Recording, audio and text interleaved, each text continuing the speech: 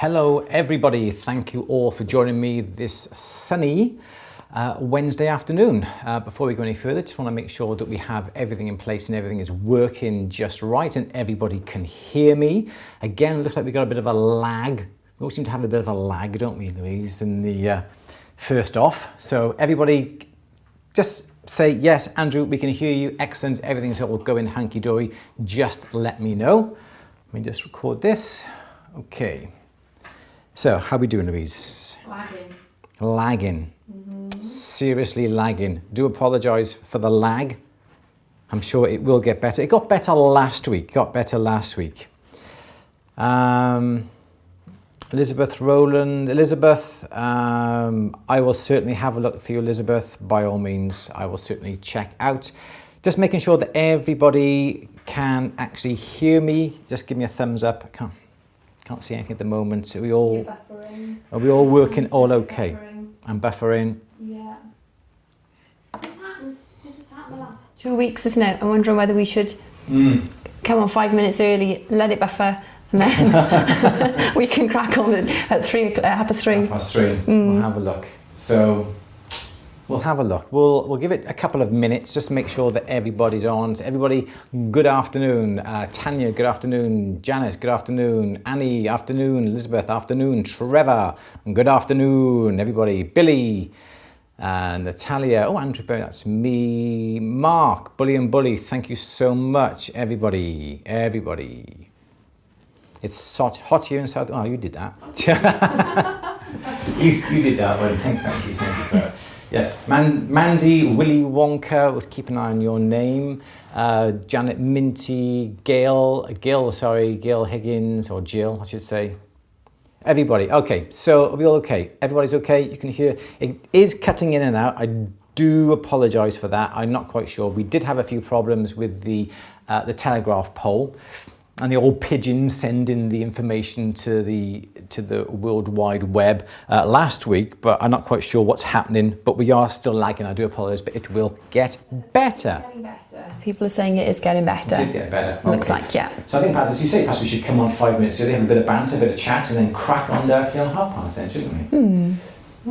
Okay, so everybody, welcome this afternoon for another question and answer with Andrew and Louise, or as Louise likes to say, Louise and Andrew? Okay, really hot, but the windows are all shut so there's no noise coming in and it is absolutely sweltering. I think it's one of the hottest days of the year today, Louise. Is it? Is it? I've had my coffee in the garden. Good for you. Some of us have been working. Well, you've been stuck indoors. Right, okay, so I think that's about enough. Right, should we get into it? Do we have some questions? Before we go any further, so welcome everybody to question and answer. I've done that bit before, 24th of June. The one thing I do need to say is I forgot to do it last week. Jodie very kindly gave us the, bear with me, the doozy quartz. The famous doozy quartz. Let's see if I can get this out. Jodie from Hibiscus Days. Go and follow, search Hibiscus Days on Instagram, on Facebook. Etsy, I think Jodie's on Etsy as well. This is what Jodie very kindly sent us. We've been after a doozy quartz for a long time. And is it in focus? There we go, it's in focus. Gorgeous doozy quartz. You may have seen it on Instagram. Jodie very kindly sent me that. I've got to do a project on that. And one of the questions that Jodie asked was, when I'm using my own scraps and then roll them into sheets, is that considered recycled? I'd say pretty much yes. That is basically what recycled is. You're just recycling silver. So yes, definitely I would say that. The problem does come when you start having to buy chains and so forth. I know Cookson does sell recycled silver. I don't know whether that applies to their chains, but if you're buying silver and it says recycled, well then yes, you can say recycled, or recycle it yourself. Totally acceptable to call it recycled, absolutely. Okay, so that's all I wanted to say. Thank you very much for Jodie. I must get on and do that. Must get on to do that. Okay, so I think we've got first question, Louise. Yeah. Not so much a question, but Janet has said, so happy as this morning Using my disc cutter and doming block and Dremel etching tools, I made a sea urchin shell. Can I send you a photo? Of course you can. I'd love to see that. Yeah, absolutely. You love sea urchins, don't you? They are they are gorgeous. But yes, Janet, please, send us a photograph. You can do it to andrew@thebench.com or andrew@andrewberry.co.uk. Love to see it. We would love to see it, wouldn't we? Yeah. Excellent. Okay, so first question then, please, Louise. Okay, Tanya is asking, how do I learn about the different measurements when using silver for rings and bezel settings and setting gemstones into a piece? Because I never know how much to buy. Okay. So how much silver to buy to complete a ring shank? Up at the resources section, I'm doing this because we're on YouTube, aren't we? But on At The Bench, which are online jewellery trainers, you can see At The Bench on the bottom here. We start there, don't we? Visit atthebench.com. Go there. If you're not a member, you can sign up as a Freeview member. Up above, then the film in the middle, you have options. There's a resources section. You can download a ring blank sizes table. You can get the table on the internet, admittedly. This is nicely all done with all the finger sizes and so forth. You find out what thickness metal that you need to make a ring shank. So say you're using a 1mm thickness metal and you want to make it a size S for argument's sake. So let us go on to here and I can show you now on here. So this is a condensed version here. Along the top we've got the thickness of the metal. So if I put my glasses on, I can't see, I'm a bit blind today.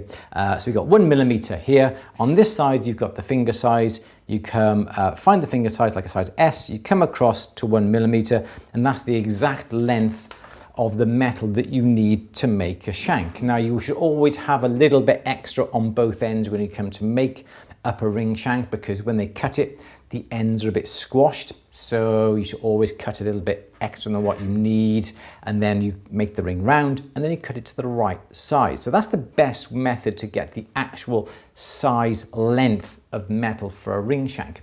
When you want to make a bezel, it's slightly different than that, and it depends now on whether the stone is fitting inside the bezel, the ring, or it's going to be sitting on a ledge that you're going to burr. And again, you could easily come along and add, what was it now? So you got a round stone. You get the diameter of the stone that you've got. You add on the thickness of the metal. So say you're using 1mm and you've got an 8mm stone, so that's 9mm. Then you would times that by pi, that's 3.142. And that measurement is the length of metal you need to go completely around the circumference of the stone. Now, if you are cutting a ledge into the silver for the stone to sit into, but then obviously you need to make that metal a little bit smaller, and perhaps I would then add on the diameter of the stone plus half the thickness of the metal, and then times that little sum by pi, 3.142, and that will give you then the measurement you need, the exact measurement you need for the bezel. And I think that's about the simplest way that I can tell you on how to work out the exact lengths that you're going to need. But again, you should always buy a little bit more extra than what you actually need, because again, they may not cut the end straight. They cut it with a pair of pliers or guillotine and the ends are a bit squashed. So you need to cut those little sections off first so you get a nice length to play with, basically. Louise is just tapping. Excellent. Okay, Louise, next question, please. Okay.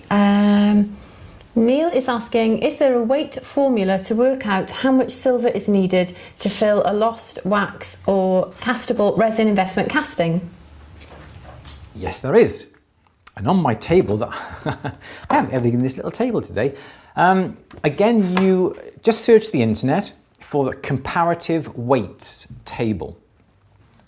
This little table then will tell you, if you put in jewellery comparative weight table, you should then be able to find the actual tables that most people use to be able to work out. And I'll have it on this here and you should be able to see. So this here is your comparative weights. Perhaps you can take a screenshot, my glass out the way.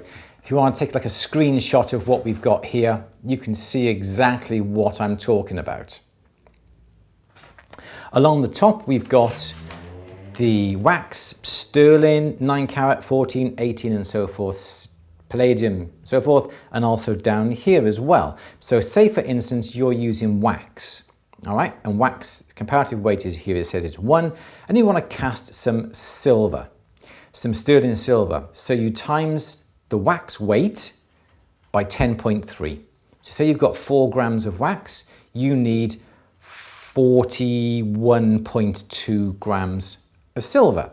And likewise, if you've got some silver and you want to cast that in 9 carat, you measure the weight of the sterling silver and you times that by 1.1, and that would be the weight in 9 carat.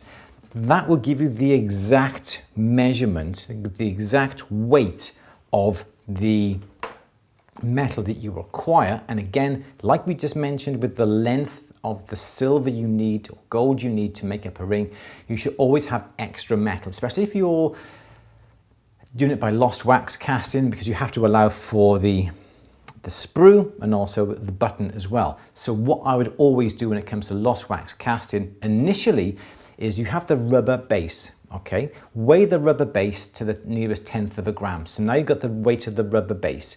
When you put the wax on the rubber base, and the wax is your sprue and it's the master, you weigh the whole thing. So that's the whole weight of the base and the wax. Then you take off the weight of the base from your total, and that will give you the exact amount of wax weight that you've got then on your sprue. That is exactly the right measurement you need to times that then by your, what was it, 11 in silver, 10.3, and that will give you the exact weight of silver to fill the sprue and your master.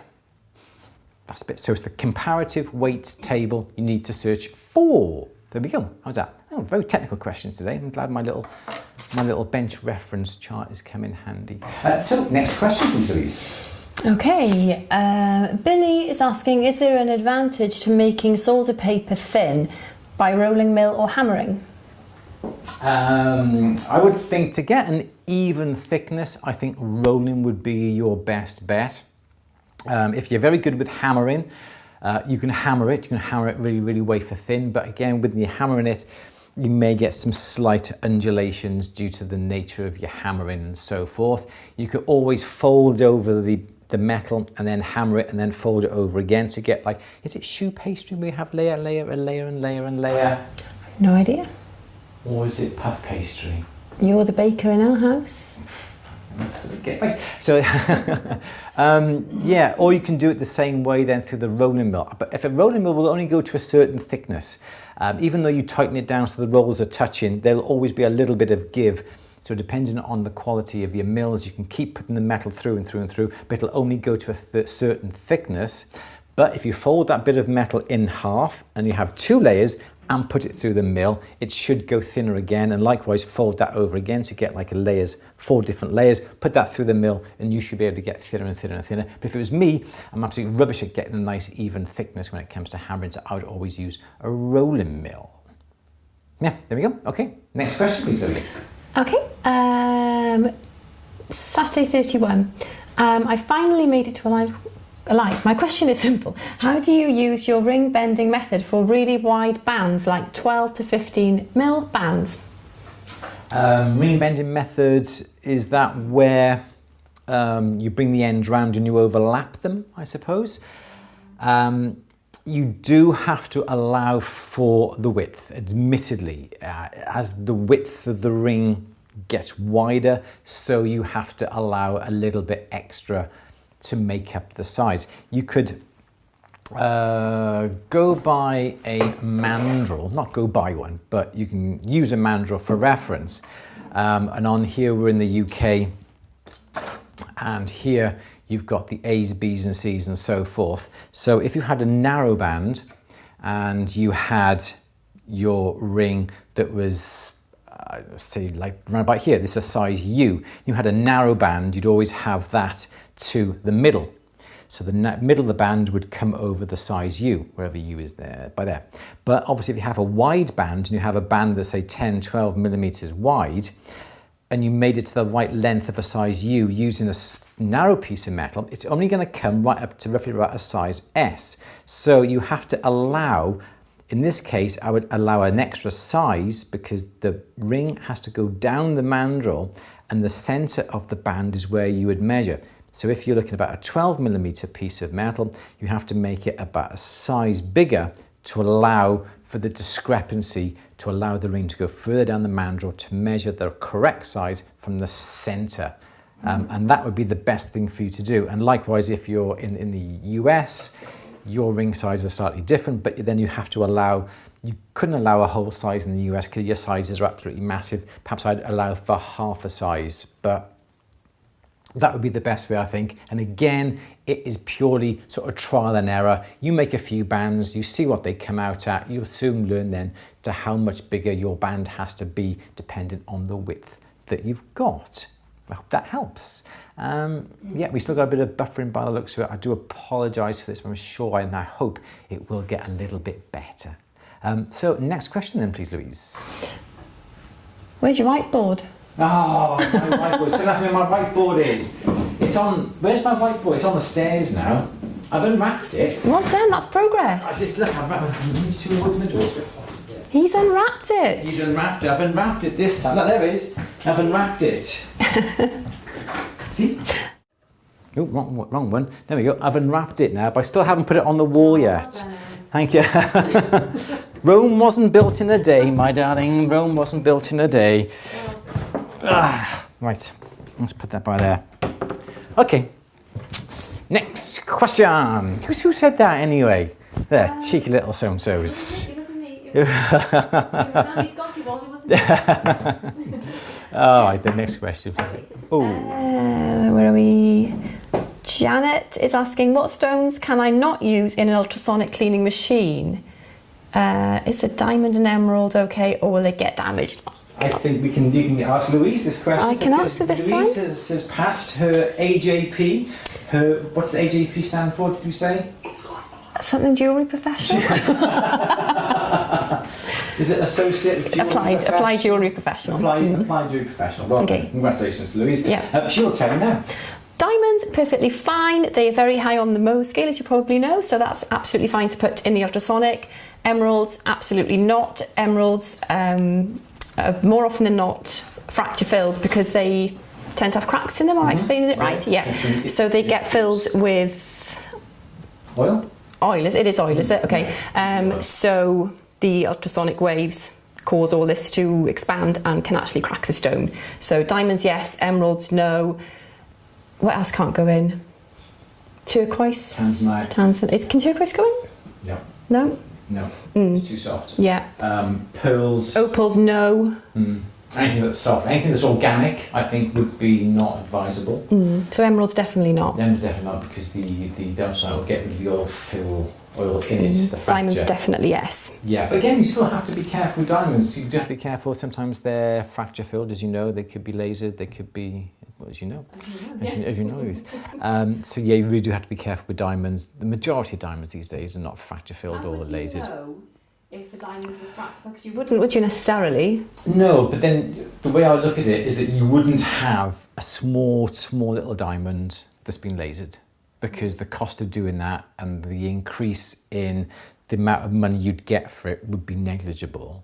But if you're going to go for something like, say, a half carat, 3/4 carat, 1 carat, and if they can laser it and increase the enhancement and the clarity of it and get another $100, $200 per carat out of it, the cost of then lasering would increase the price of the diamond and they get more money for it, and it'll be worthwhile than do it. So you do have to be careful, and also if you have the stone that is certified as well, it should say on the certification if they've been filled. Do you find that customers keep those papers? Yes, because they're quite proud. Yeah. The fact that, but then it's just like a little pack of passport, isn't it, to the stone? It shows you what the stone's all about, and if it's been what's it called? If it's been appraised by the GIA, IGL, and all those sort of not governing bodies, but institutions of diamond grading. But then it's accreditation, and they would get more money because it's been appraised. as well.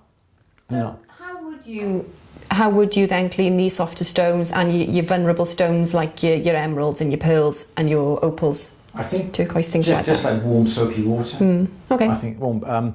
You know, you can buy a jewelry, like a delicate jewelry cleaner, but I still wouldn't use anything chemicals on it, that sort of thing. I really wouldn't use that. A soft cloth, perhaps a cotton bud with a bit of warm water. Oh, no. Again, steam, because as you know, steam under pressure is hotter than 100 degrees, isn't it? So that's going to cause any yeah. to expand or any yeah. Okay. Exactly the same. So again, I wouldn't use a steam cleaner.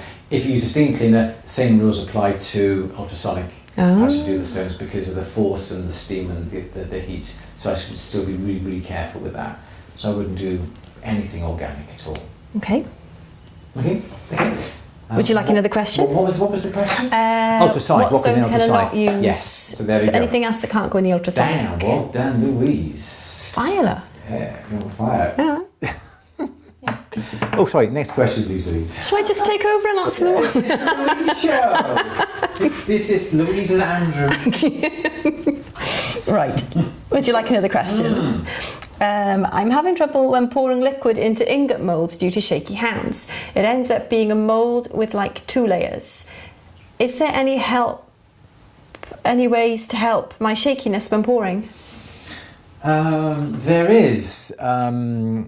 Who's this gentleman? If he's in the US, if he's in the US, go on to Facebook and search for Let's Make Jewelry. The guy by the name of Craig Dabbler, he is very, very good at doing his casting, and he has put together a sand casting little device. So you can put your sand casting rings in the one side, and you may not be sand casting, but I'll get to that in a minute. And then the crucible goes on the one side, and that will simply just fall over. And when you heat up the crucible, you then can. Oh, hello, Sharon. It's okay, one out, it's okay. So, yeah, go on, it's okay. So, oh yes, so the shop is open, by the way.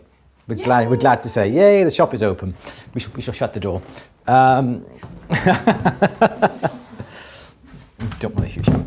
All right, so so the crucible then is on the one side, and the crucible then just lifts up and pours directly into the sand casting area. But you can put that in your ingot mold in that particular area, which is the best thing. If you've got an ingot mold that's one of the long ones, you can always rest the crucible on the edge of the ingot mold. So then when you lift it, all you got to do is just tip it this way and not have to hold it, because if you hold it, it may go everywhere. But if you put it onto the edge of the ingot mold, you should be able to just pour and tip it gradually into the ingot mold, and that would help. But the guy's name, look on Facebook. He's got a few Facebook groups. I think one is Let's Make Jewelry, another one is Let's Cast Jewelry, and what's the other one? Oh yeah, Let's Repair Jewelry as well. Get the general gist of the idea.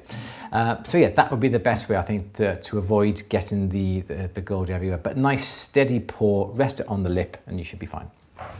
Next question, please. Okay, Learn Media is asking, how can I calculate the angle for a collet? Collet setting? Yeah. Collet settings come in, I think, 2 different degrees. I think one is 17 degrees. I think one is 23 degrees. What you can do is, if you want to make up a collet, the best way to do it would be to, and I'm going to go onto my overhead camera for this because I like this, would be to mark out on a bit of paper a vertical line. Then what I would do is draw out the diameter that you need. I think I'll try and remember how to do this now. This is the diameter of the collet. Then you would simply draw out a collet on whatever sort of taper you want.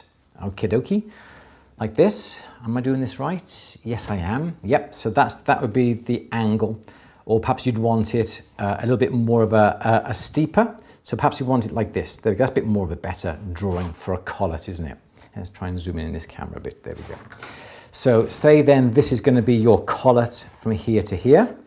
All right, get the idea. So then you continue the lines down to this point here. Then you would get a pair of dividers or a compass. Not like this. This is going to be a dividers, but I'm going to use this just purely for demonstration. You would put your point down here, and then you would get your compass onto this point here, and you would just simply scribe a line. Now, unfortunately, these are dividers, so these don't show, but then you'd scribe a line coming round like this. You then get that point at the bottom of the collet. You then would change your dividers to come to something a little bit like that there, and then you scribe that. So this is what your collet would look like if you actually unfurled it, so to speak. Okie dokie. You know the diameter across here, and again, say that is 8 millimeters. What I would do is do half, so you've got 4 millimeters, and don't forget the diameter of a circle, you times that by 3.142, which is pi. So what I would do is divide the 8 by 4, and then I would do 4, 8, so that's 8, that's 16, 24. So that, in other words, that from there to there is 8, from there to there is 8, and from there to there is 8. Then you would draw a line then from your point there across to here, and this is the actual shape of the collet that you need, shape of the metal you need to make up this shaped collet. But if you wanted a collet that was really, really long, like this, again, you'd continue the lines down to here. You would get your compass from there to there. You'd scribe your line. You come to here. You scribe your line. You get this radius. Then you do it by 6. 1, 2, 3, 4, 5, 6. You draw a line from here to here. And then that then is your piece of metal you need to cut out. So this is your piece of metal that you cut out. And then when you bend that round using a pair of round nose pliers, that will be the exact shape that you need to make that shape collet. It's as simple as that. Then you would then perhaps get a collet punch or a collet plate just to refine the shape. And that, I think, is the best way to answer that. I'm gonna have to open the door again now because I'm actually boiling in here. Bear with me a second. I'm just open that back up, try and get some air coming in this place. Like doing the 12-hour all over again, isn't it? It's hot, isn't it? So there we go. So that would be the best way for you to get the exact shape for a collet. Yeah, perfect. Absolutely. So next question then, please, Louise. Okay. Got myself a new draw plate. Have you? No. No. Going down from 3 mil to half a mil, is there any prep that needs to be done to the plate before first time use? Not really. Just make sure that when you start to draw the wire down that you lubricate the wire. You can lubricate the draw plate. You can lubricate the draw plate with a little bit of oil. Just put a little bit of oil in the hole, because it's amazing how hot the wire gets when you pull it through the plate. So put a bit of wax perhaps on the wire. Just heat up the bit of wire and just run it through a bit of beeswax or a bit of burr life, that sort of thing. And then when you draw it down, it'll make the wire go through the draw plate a lot sweeter because it's lubricated. And that's all you got to do. And just basically look after it, don't bash it. Try not to drop it on the floor because the holes are very, very precise. But yeah, lubricate it beforehand or lubricate the wire when it goes through. Next question then, please, Louise. A couple of people have said they can't hear me very well. They should be able to hear you now. Okay. But don't forget, the audio follows visual. Oh. So when I do this, it's not on you. The audio's not on you. It's on me. I'm just saying that. Oh, so when I do this, when the camera's on you, we have the sound on you. Good. Okay. Crack on then, Louise. Okay. Where was I? Okay.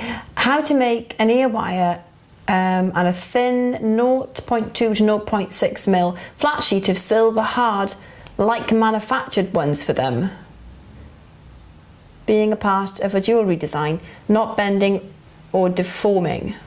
So the best thing, you've got to work hard on it, haven't you? So if you go back to your draw plates, and it's a different person, but if you draw the wire through a draw plate, because you work in the metal, it'll get harder and harder and harder. So if you shaped the ear wire from any wire that you've drawn down, without annealing it, without soldering it, it's going to be really, really lovely and hard.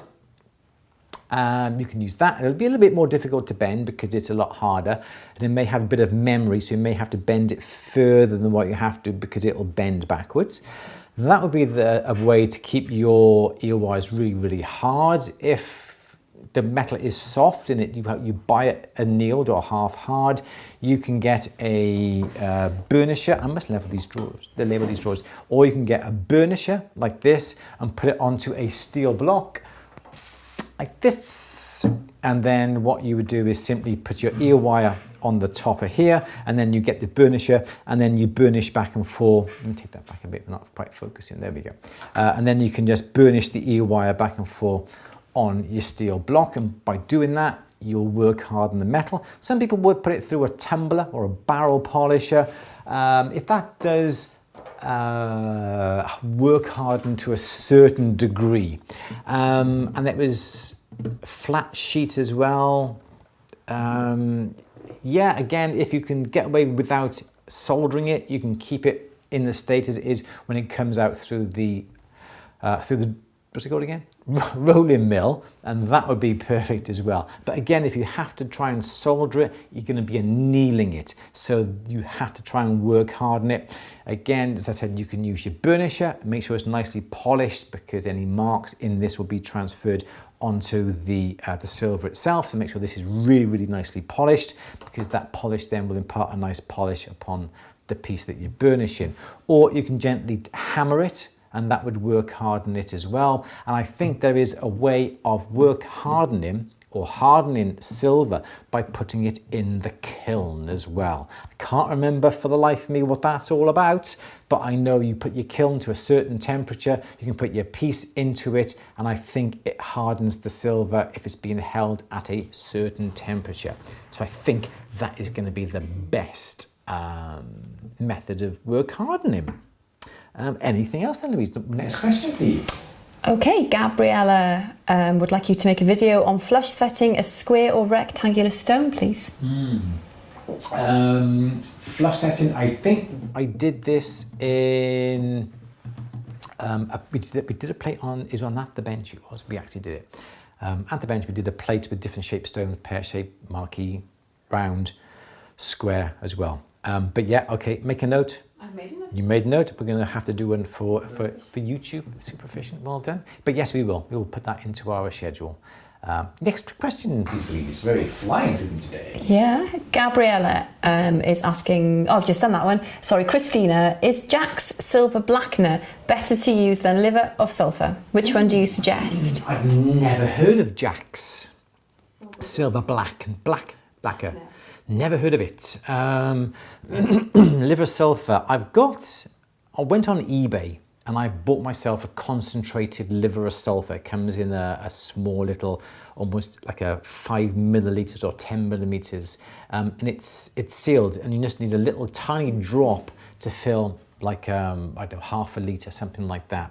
And I've also used Platinol, and that's pretty good as well. So those two I've tried. I haven't used Jack's, I'm afraid. So I'm afraid I cannot help you, but if there's somebody within the chat there who has used Jack's Silver Blackener, please let Christina know. I'd absolutely love you to do that and have a bit of a chat as well.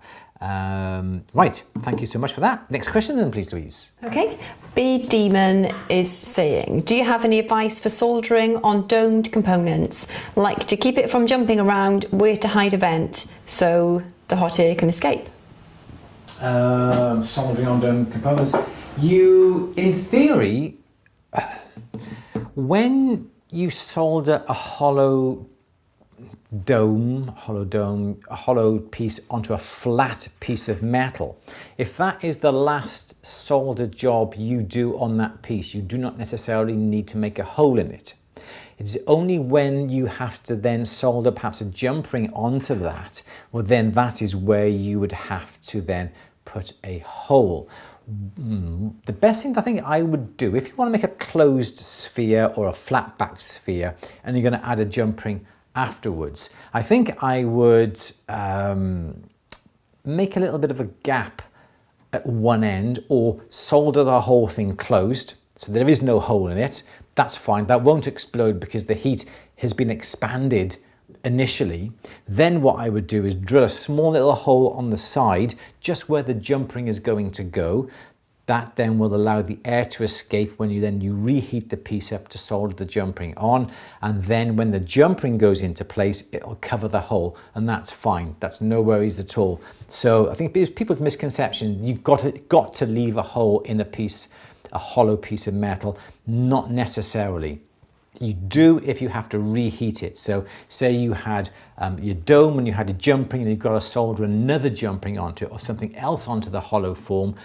If you reheat it, there has to be a hole in it. But once you've got the hole and you solder a jump ring over the hole, that's fine. And that's no worries at all with that. So you shouldn't have to. Sandy, is the druzy dyed or natural colour? To be honest, I don't know. If Jodie's on, Jodie, could you possibly let Sandy know, was that druzy dyed or was it natural? But it is a gorgeous, gorgeous colour because I put it onto, we'll find out from Jodie. Yeah. I'd like to know that. We put it on our Gemlight box, didn't we? We had a gorgeous on Instagram, if you follow me on Instagram, @the_bench_UK. It's a bit of a mouthful that, isn't it?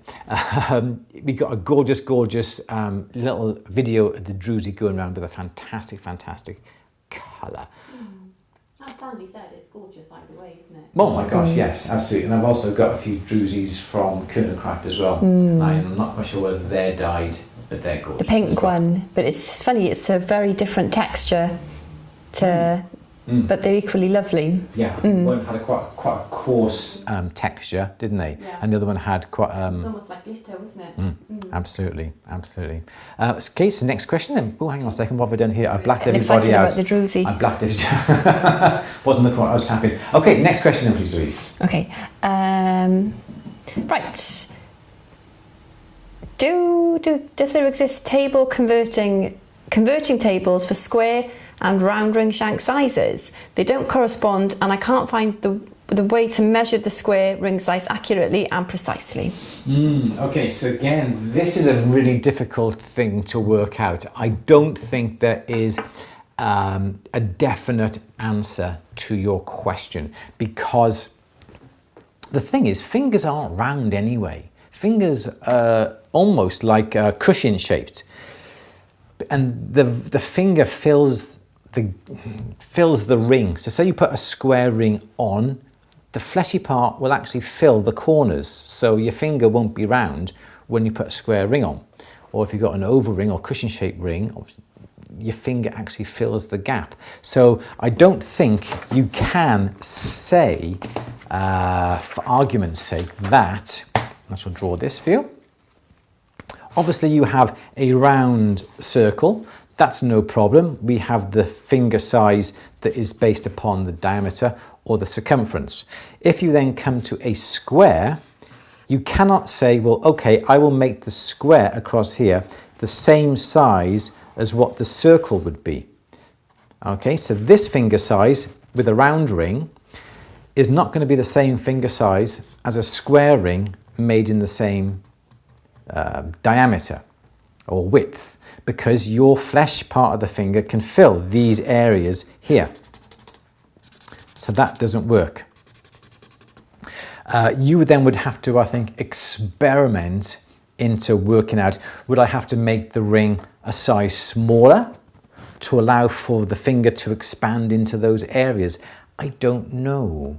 I know it's the same thing with bangles as well, because when your hand goes through a bangle, your hand can squash, and if you have a square, it can sort of go square shape to go through as opposed. You get the general gist, the idea. There isn't one, as far as I'm aware of.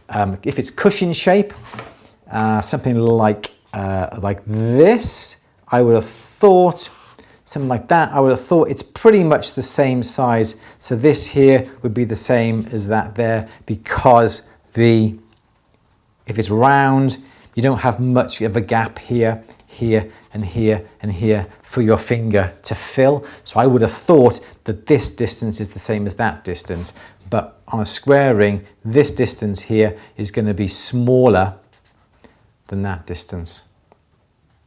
I hope that helps you. Okay, how's that? Next question then, still no whiteboard. Yep, still no whiteboard. Okay, simple question. Like James Doozie, isn't it? You're gonna beat it into. No, we'll have a party now when you put your whiteboard up. Right, eranthral black. What returning parts / task, soldering, filling, melting, etc. do you like doing most, and what do you like the least, and why? I really do get a kick out of every time I melt metal down.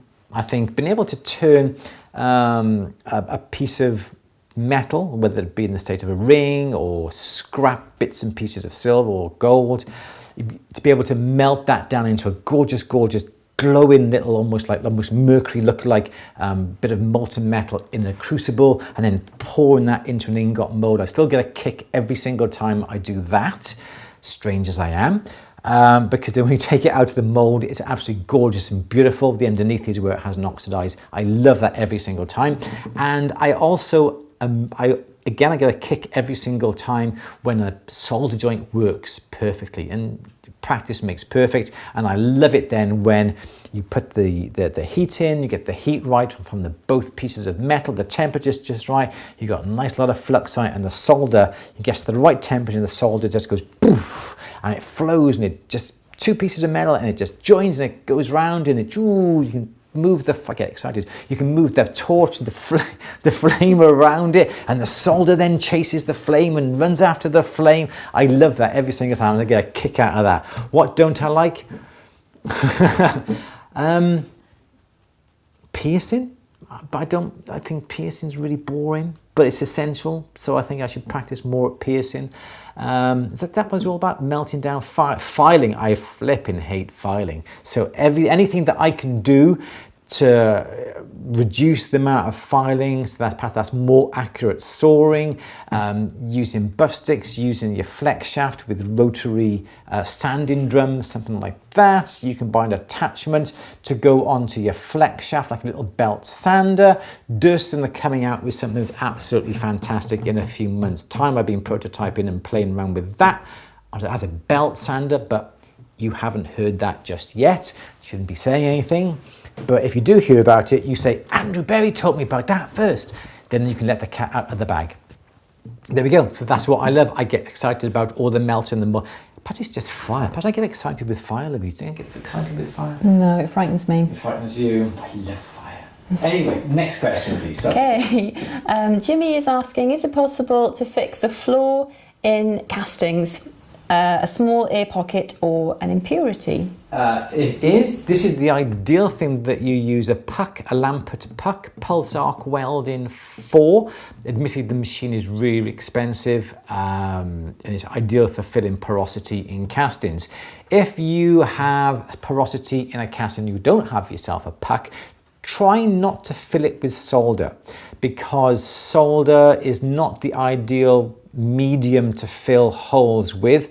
Excuse me, because then when you go on to polish it, because it's a different hardness, it will perhaps polish away more than the surrounding metal. So perhaps you'll see a little bit of a dip where you try to fill in with solder. You may get a different color as well, especially if you're using, say, silver and you've used an easy or a medium solder, because that doesn't have as much silver as a hard and the actual original piece. You may get a slight coloration difference as well. So in those cases, what I would be inclined to do would be to perhaps drill a hole or a blind hole into the bit of porosity, get a piece of metal that's the exact same as what the metal is you're actually trying to fill, tap that into the hole, and then solder, because then you get the smallest amount of solder onto that, file down the surface, and when you come to polish it, because it is the metal that you filled the hole with, it should clean over no problems at all. But a puck or a laser welder would be ideal in those situations, but don't fill it with solder. That is what you should not do. And if you do have a flaw in your castings, try and find out why you've got a flaw in your castings. Sometimes it's due to perhaps too much air going into the metal when you're casting it. Perhaps there's a bit of some turbulence when the metal goes in. Perhaps the metal isn't going straight in, and perhaps it's swirling around and it's grabbing onto some air as it's swirling and takes some air in with it and deposits it obviously inside the casting. That's why you may get a little bit of porosity. So you have to make sure that all your different types of sprues and the way the sprues go into the master are exactly right. If it's centrifugal, if it's vacuum, they're two different things, and you should lay out your sprues in slightly different ways. But there's lots of ways that you can reduce porosity by thinking exactly how the metal is going into the casting. There we go. Someone used electronic toothbrush for cleaning sensitive stuff that can't be dealt with. That's right. Nice one. Very good idea. Soft bristles, I would have thought. Yeah. They do say like a baby toothbrush, don't they? Because even an adult toothbrush would be too hard for a really, really soft stone. They do. Very soft. Yeah, is it baby's toothbrush? Or a makeup brush, clean makeup brush, obviously like a soft cosmetic brush. Very good. Well done. Answer a few questions. You I do well. I can have a cup of coffee then. Right, next question, please. Polymer clay preaching. Can you please tell me which soldering boards have asbestos in them? I want to steer clear of them. No boards should have asbestos in them anymore because it is an illegal substance and it should not be allowed in the workplace anymore. If you have asbestos boards or soldering boards that have been handed down to you from generations to generations, they may contain them, and I wouldn't chance it. I would throw them away. But there should be no asbestos in any of the soldering boards you buy nowadays because it is illegal. And it's illegal in this country to have anything with asbestos in. I'm sure it would be the same in all the other countries as well. So you should be fine. Buy a brand new soldering board. You shouldn't have to worry about anything. They are completely safe. They are completely, asbestos free. Next question then, please, Louise. Okay. Andy is asking, does ambient temperature play a role in soldering? My bench is out in the garage and in the evening I have issues getting my solder to run properly. This was a question somebody had the other week, wasn't it? In the garage as well. They said, does the heat play a part? Yeah, it was, and I don't think it was Andy, I think it was somebody else. And it was exactly the same thing. They were working in the garage. Absolutely. And it was a solder issue. I don't understand how that would be the case. Is it hot in the garage then? I don't know. Well, you know, so yeah. You've asked me that. I don't know. I really don't know because I would have thought that. I don't know. I can't understand. I'm just trying to think of it logistic wise. You can't be too hot to solder because you're using flames.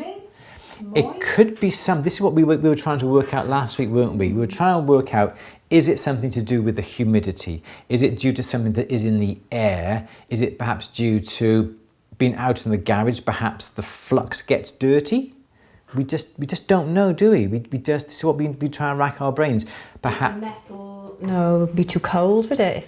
No, I wouldn't have thought so because again, it sounds like there's a problem with the. Obviously the solder isn't flowing, but there's a reason for that. I can't imagine it'd be the temperature. It's got to be something due to perhaps contamination of the flux that would be stopping it. And that's something commonly stored in garages that... Or it could be just the general dust in the air. But make sure the solder joints are really, really clean. I can't imagine there'd be another way to sort it out. I can't imagine. Don't know. I really don't know, I'm afraid. I can't see. Gather some more information there. Absolutely. So I can't really help you, I'm afraid. But next question, please, Louise. Okay. Toothbrush. Jane is asking for your views on the Eschenbach Max Details Inspection Glasses. I have the normal Optivisor type, but I find the band around the head gives me a headache when tightened to fit properly. I've tried the Eschenbach Max Details Inspection Glass. I've tried them. I couldn't get on with them. Were they the ones in you can screw the sides and you can move them. I think that's what I'm thinking of. I tried the glasses. I find that because my eyes aren't too bad, I find I can't have them on. What I like to do is keep my glasses on.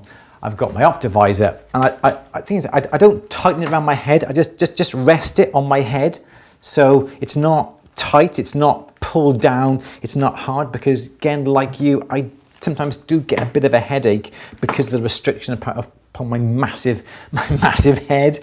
Well, it is a massive head. You put that on. You put those on. That'll just completely fall over you. Look, see, look, see.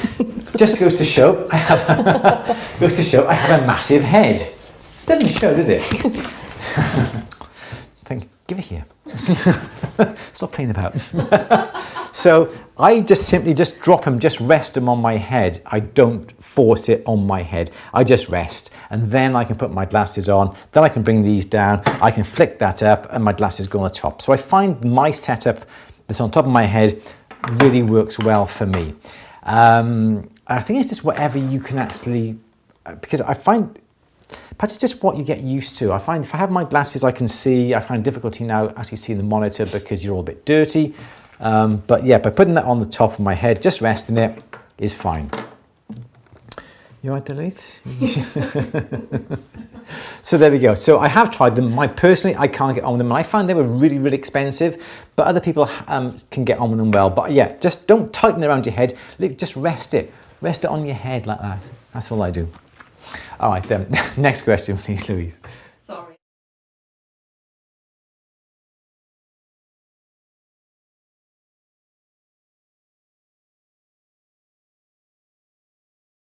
So any new ones now?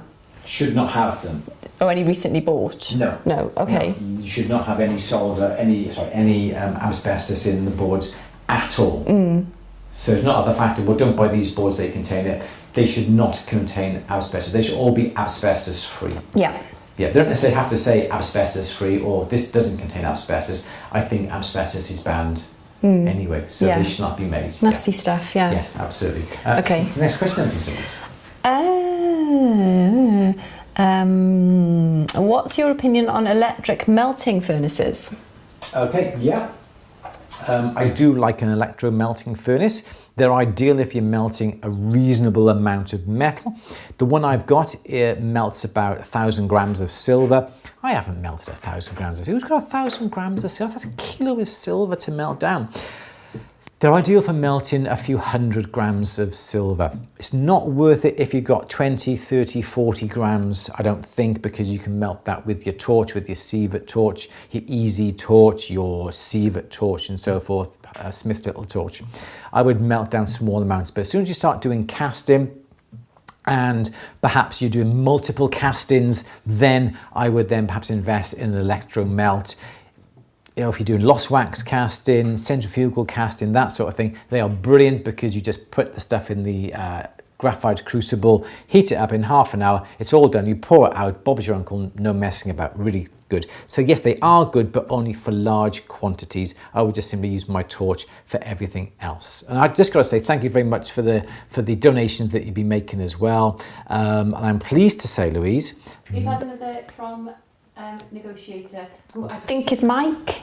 Are you Mike? I think he was, as far as I can remember. I think probably still is Mike. He is Mike. He is still is Mike. And still is, hopefully. And I think negotiator was on the 12 hour as well. I think he was.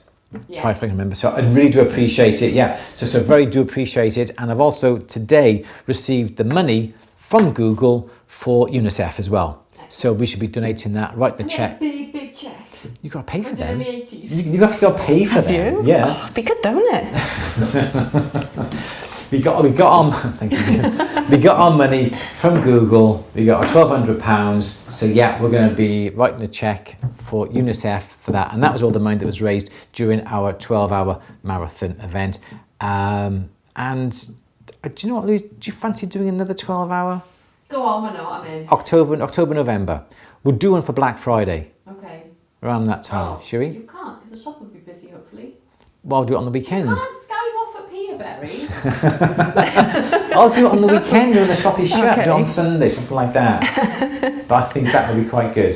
Yeah, okay. Yeah, so that, yeah, I think so. Yeah, go on then, why not? Yeah, when is Black Friday, do we know? I don't know. I might be shopping that day, Andrew. When is it? Is it end of October, beginning of November? Yeah, I think so. I think we may be doing, I just sprung upon Louise, she didn't know anything about that. So I think we may be doing another 12-hour around that time. Anyway, next question, please, Louise.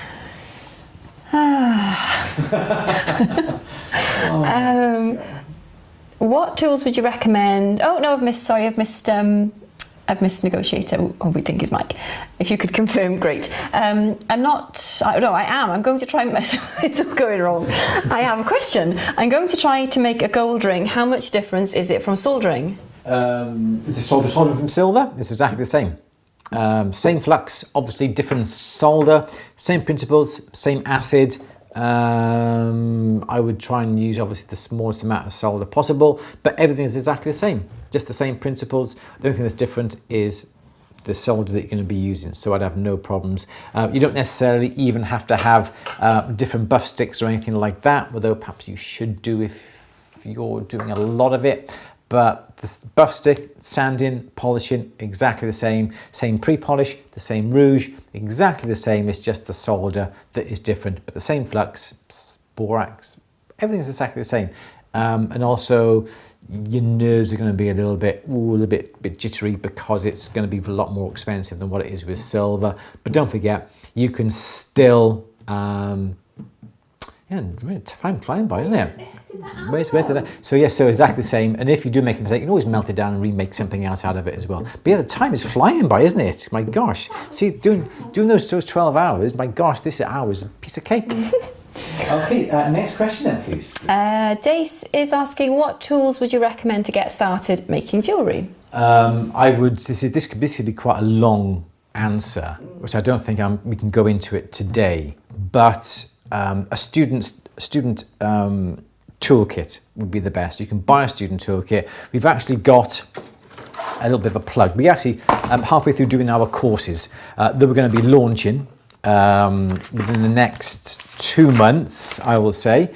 If you want to go here at thebenchcourses.com or jewellery.academy. You can go to either. They take you to exactly the same place.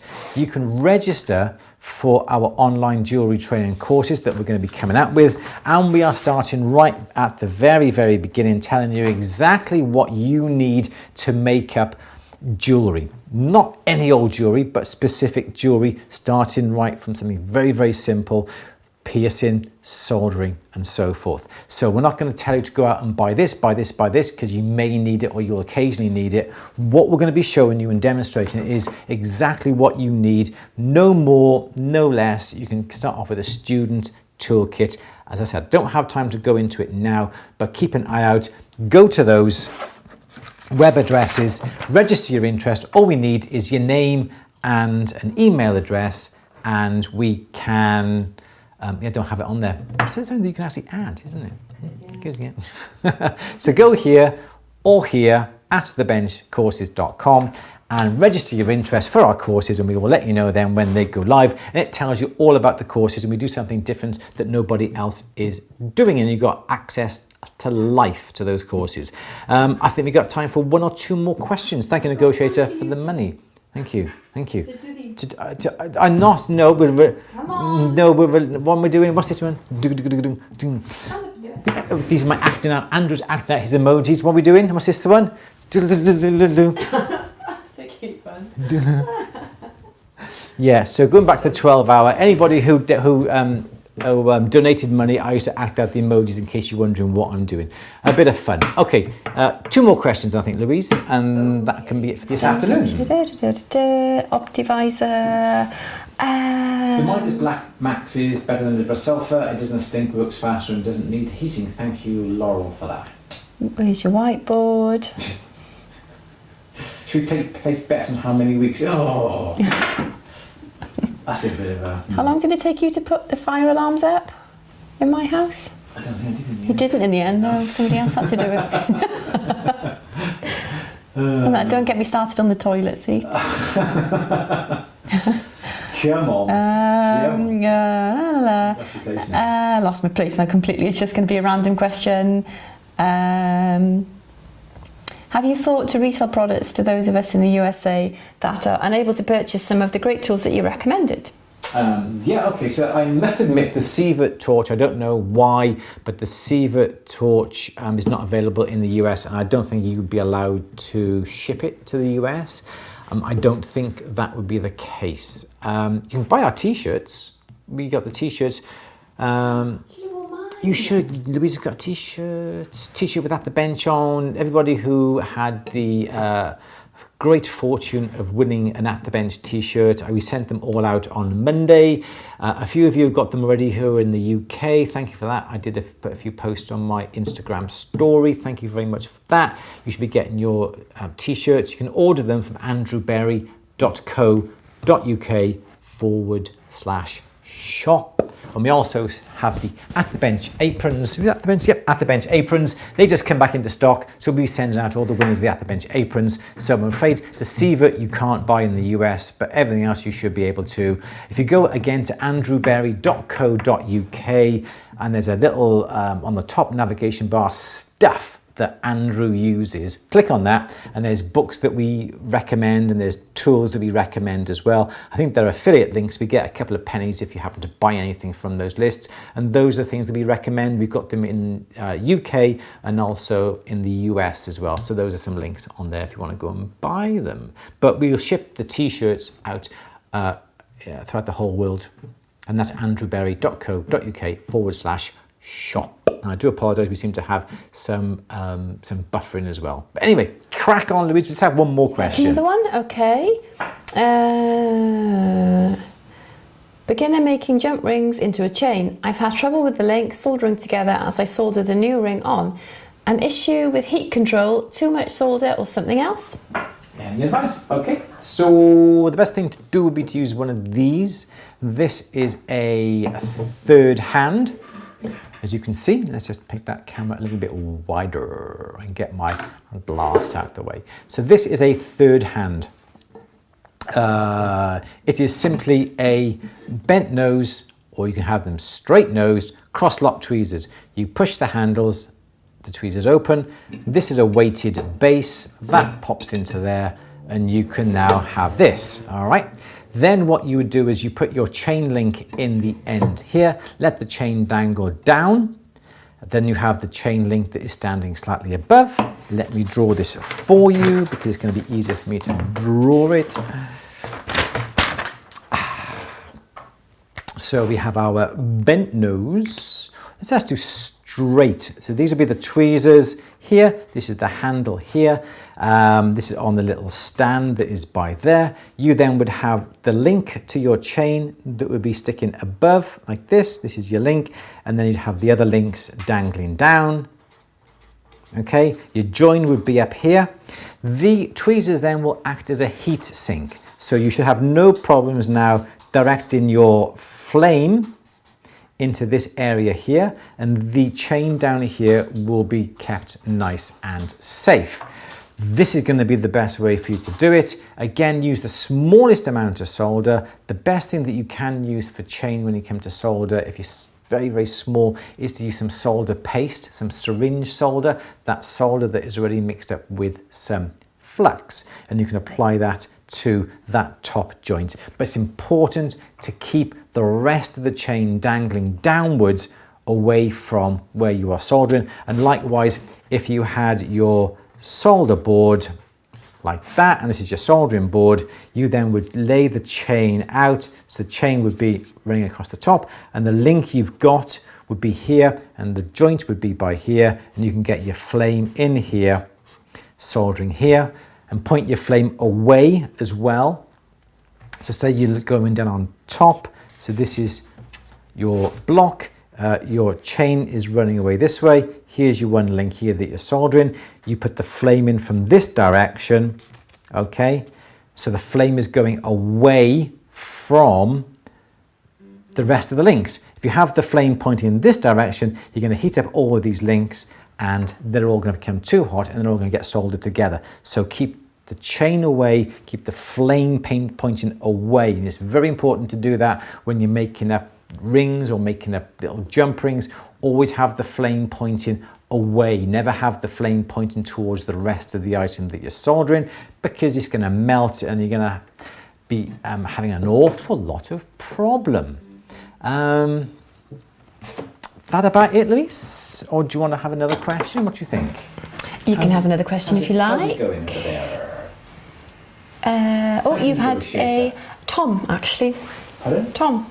What's Tom? Tom. That's his name. Tom? Yeah. Is that the negotiator? Yeah, it's not Mike. It's not Mike? No. Sorry, Tom. Do apologise. Still want to call him Mike. Sorry, Tom. Go on, one last question then. What do you think of jewellery tumblers? Okay. Again, I saw something on one of the Facebook groups to say that this guy's been making jewellery for like 30 odd years. He's never ever used a tumbler. Personally, I feel that you don't get a good enough finish with a tumbler. Sure, it helps you and you can be tumbling away the jewellery, it can be going in the background whilst you get on with some other work, but you cannot beat finishing your piece by hand, going through the emery papers, going through the pre-polish, going through the rouge, whether it be with a flex shaft or a proper bench-mounted polishing motor, so to speak. That is the best way to finish your piece of jewellery. It takes a lot more skill, takes a lot more effort, takes a lot more time. You get stinking covered fingers unless you use gloves, and you've got to be really, really careful to do so. I think tumblers are great in their own use. If you have got some precious metal clay, for instance, you can put it in the tumbler, it'll burnish it, it'll harden it, but I would still like to finish the piece off, I'll say properly, by hand finishing it and making sure the surface is going to be perfectly flat. Because don't forget, if it's in the barrel polisher, the shot comes over, it burnishes and taps that surface, and you won't get an awesome finish. It'll be slightly dappled if you look really, really closely. So I would, and plus you also have to finish the jewellery to a reasonable standard anyway before it goes in the tumbler, because you can't simply get castings and just chuck them in a tumbler expecting them to come out absolutely perfect, because they won't. You have to then finish your castings, you have to finish your piece, you have to go through all the grades of emery paper, so you still have to go through all that. So I think it's just a very quick way to get to be honest, a mediocre finish, but to do it by hand is far better, but is cheaper in the long run, and it also does save you a little bit of time. But comes out the polisher, barrel polisher, then you can perhaps refine the surface and polish it by hand and rouge it. How's that? Is that all right? Yeah. Yeah? Is that okay? Have you used a dual tool to polish? I have. Negotiator Tom. They are good. 3M wheels are very expensive, and it is a pretty good machine. That's all I can really say. I have used one, and they got the attachment then for a flex shaft, because my argument was it can't polish in dips because it's a flat disc, but now with the attachment that you have to buy then, it's like a flex shaft to go on the insides, and it's very good. It stands up on your desk, there's extraction, you can look through the 3M discs. It is really good because you can use it for polishing stones as well, so it's really good when it comes to that. Okay, that it then, Louise? Yep, Stephen did mention that he registered his interest for the course, yes, and liked your nail varnish. My nail varnish? In the picture.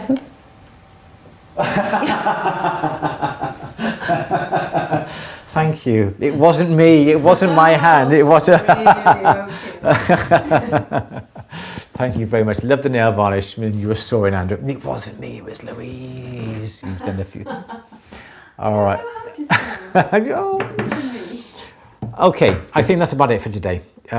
We've overrun again. So I think we're going to be doing another 12-hour marathon session. I've just thrown that to Louise. We're going to be doing that towards the end of the year. Only reason being is that we've got a few companies who want us to help us.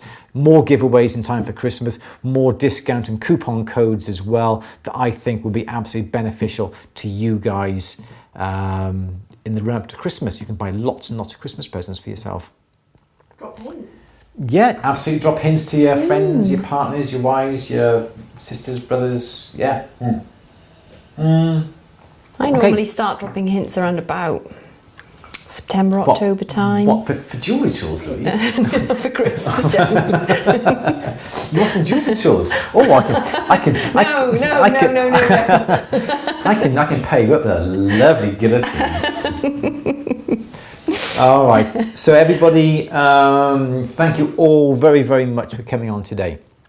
Don't forget, as I just mentioned and what Stephen just said, go here, register your interest, jewellery.academy or at thebenchcourses.com. We're going to be running some, not running, but we're going to be launching some jewellery courses over the next couple of months. We're still filming them. It's taken a long time to get it absolutely perfectly. It's going to be content that is not going to be available anywhere else. So if you're a member of At The Bench, the content on these courses is not going to be available on At The Bench, although At The Bench members should still be able to buy the courses at a reduced rate. But all the content, the knowledge that you're going to gain from the courses is already on At The Bench. And they're going to be in little bundles of films with lots of handouts, lifetime access to the films and other little things just to make it a bit more fun instead of just simply throwing courses at you. And we're going to be available for help throughout the whole course that you have as well. So once you buy the course, you're not on your own. You're not just simply in a Facebook group to chat with other people. Louise and I are going to be on hand for you to ask us questions relating to the course that you're on. That's going to be included in the course. So I'm not going to leave you high and dry. It's going to be completely interactive. You buy the course, you buy help, you can buy our time, and we will answer your questions and queries. And we'll also be having, as everybody else does, a little private Facebook group, and Louise and I will be on there, and that'll be a great place to show your makes as well. But we won't leave you high and dry. We will be on hand to answer all your questions. Is that it? I think so. That should be about it. So everybody, thank you all for joining us today. I don't really want to go. It's nice. We get an absolutely fantastic community here, aren't we now? Louise, we're getting an absolutely fantastic community. Don't gesture you want wine. The wine is in. She was going. The wine is in the fridge, waiting for us when we get home. We're going to go into that summer house. It's a gorgeous, gorgeous day out there. It's one of the hottest days of the year. Yeah, we're going to go and we're going to enjoy our wine, aren't we? Yes. Yes, we are. Yeah. Sorry, got the giggles now. What was I saying before? I can't remember now. It's flown by. Anyway, I can't remember. I don't know where this afternoon's gone. No, it absolutely flies by, doesn't it? Oh, our little community. That's what I was going to say. We've got a fabulous community. Thank you, everybody who comes on every single week. There's like 100 people. We have 150 people every single week coming on. Everybody asks a question. I'm sorry we can't get around to everybody's question. We would love to. We have been making notes on everybody's questions, but there's so many questions we just cannot. Twice a week, questions and answers. We can't. No, that's it. We can't. No, because I have a job. I have a proper. I don't have a proper job, do I? No, you have a proper job. Yeah. You have a proper job, and you did do this because you finished your on a Wednesday. So if we did do it, it'd have to be in the night. I'm not quite sure whether we could actually manage it, but we are planning something that is really, really special. Again, something in the jewelry side of things that nobody has ever done before. I'm not going to let anything out the bag at the moment because we still throwing ideas back and forth, aren't we? Blab. I'm not going to blab because it's an amazing, amazing thing that no one's done before. Everybody, thank you for joining us. I'm not going to let the cat out of the bag on this time. No, I'm not. You both see me. The time has flown. Thank you all very much. Again, as I said. My computer room that you have a whiteboard.